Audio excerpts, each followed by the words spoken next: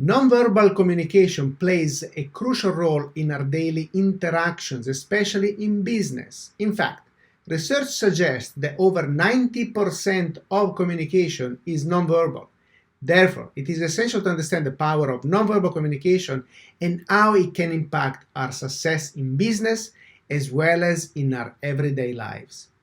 Body language is the main form of nonverbal communication, the main one.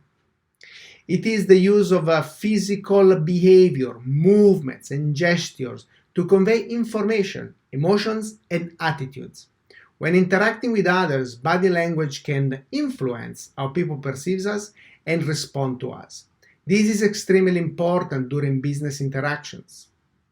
The different type of nonverbal cues we use to communicate includes facial expressions, eye contact, posture, and gesture, the tone of voice. Each of these cues can provide valuable information about the person's emotional state, intentions, and personality traits.